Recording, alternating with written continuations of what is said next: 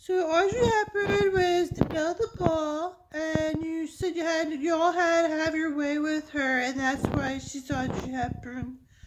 And I didn't like your books. Didn't like reading your books about talking shit about women. So this book is the Eighth Confession, where some federal guy says they like to write these books where we all had our way with Audrey Hepburn.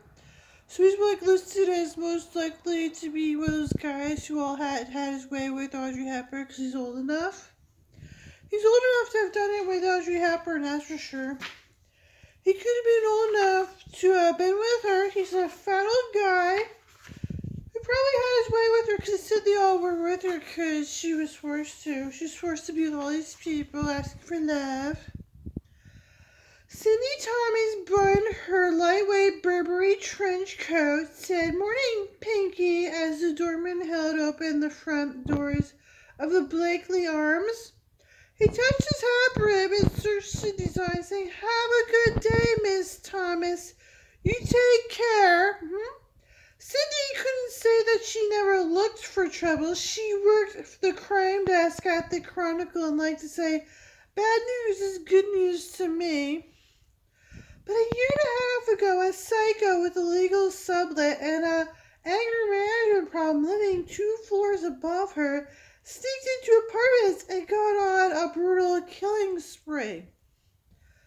The killer had been caught and convicted and was currently quarantined at death row at the Q. But still, there were aftershocks at the Blakely Arms. The residents triple-locked their doors every night, flinched at sudden noises, felt the loss of common everyday security. Cindy was determined not to live with this kind of fear. She smiled at the doorman and said, "I'm a badass, Pinky. Thugs had better watch out for me." And she breezed outside into the early May morning. She ran downtown instead from 3rd to 5th. 2 very long blocks. Cindy traveled between the old and new San Francisco. She passed the liquor store next to her building, the drive-thru McDonald's, across the street, the Starbucks, and the Borders on the ground floor of a new residential high-rise, using the time to return calls, book appointments, set up her day. Yeah, I could read what you said.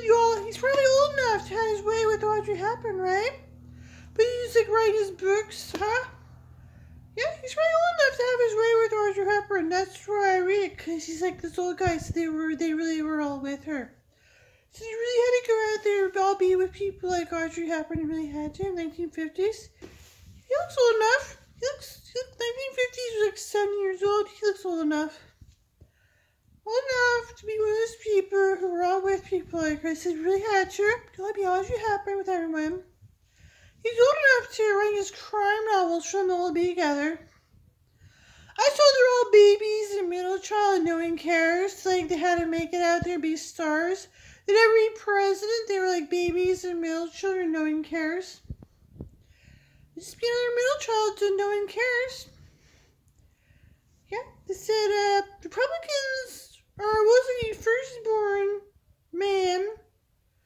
But girls who know they're just firstborn. The celebrities are like middle child and babies. Republican leaders in government are firstborn, like King John. Hollywood's like babies and middle children.